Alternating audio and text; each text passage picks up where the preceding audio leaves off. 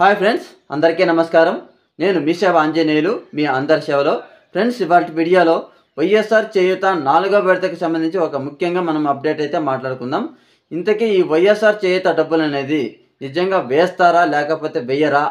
కొంతమంది అన్న మాది పలానా జిల్లా, మాకు ఇంకా డబ్బులు పడలేదన్నా, ఎప్పటి నుంచి పడతాయి చెప్పండి అనేసి కొంతమంది కామెంట్ చేస్తున్నారు. అలాగే ఇకపోతే కొంతమంది మీరు ఫేక్ వీడియోస్ చేస్తున్నారు ఎందుకు, ఈ వైఎస్ఆర్ చేయూత డబ్బులు ఎవరికి రావు, మే 10, 11 తేదీన వస్తాయి అంటున్నారు, బ్యాంకు హాలిడే ఉంది, ఎలా డబ్బులు జమ అవుతాయి అనేసి చాలామంది కామెంట్ చేస్తున్నారు. దయచేసి మన ఆడియన్స్ అందరికీ నేనైతే ఒక క్వశ్చన్ అడుగుతాను, మీరు ఆన్సర్ చెప్పండి. ఓకేనా ఫ్రెండ్స్?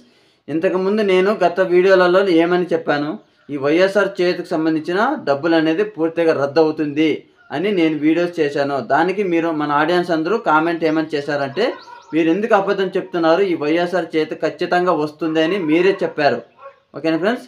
కానీ ఇప్పుడు ఈ వైఎస్ఆర్ చేయూత 4వ విడతకు సంబంధించిన డబ్బులు అనేది మే 10, 11, 12వ తేదీ పడే అవకాశం ఉందనేది నేనైతే చెప్తున్నాను. కాబట్టి మీరు మళ్ళీ రావు, ఈ డబ్బులు పూర్తిగా రద్దు అవుతాయి, ఎవరు చెప్పారు మీకు, సీఎం జగన్ చెప్పారా, అది ఇది అనేసి చాలా కామెంట్ చేస్తున్నారు.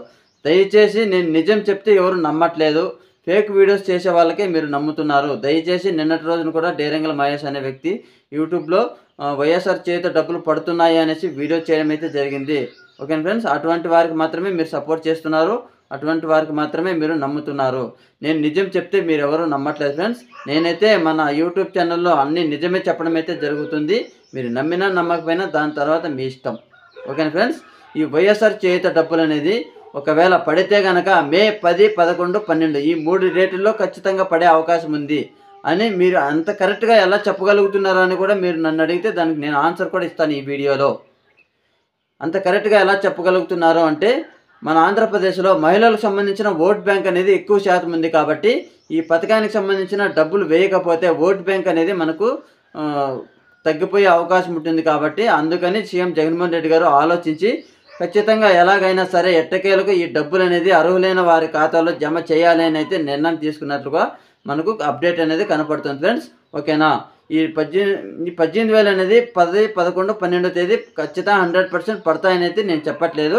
వారైతే అలా ఆలోచించారు, ఖచ్చితంగా వేసే అవకాశం కనపడుతుంది అనేది నేను చెప్తున్నాను.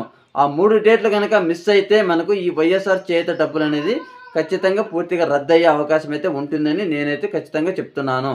ఈ వీడియోలో మీకు ఇంతే చెప్పాలి అనుకుంటున్నాను. కాబట్టి మన వీడియో కనుక నచ్చినట్లయితే లైక్ చేయండి, షేర్ కూడా చేయండి. ఇలాంటి అప్డేట్స్ అందరికంటే ముందుగా మీరు కనుక పొందాలి అంటే మన ఛానల్ని సబ్స్క్రైబ్ చేసుకోండి. Okay, thank you friends.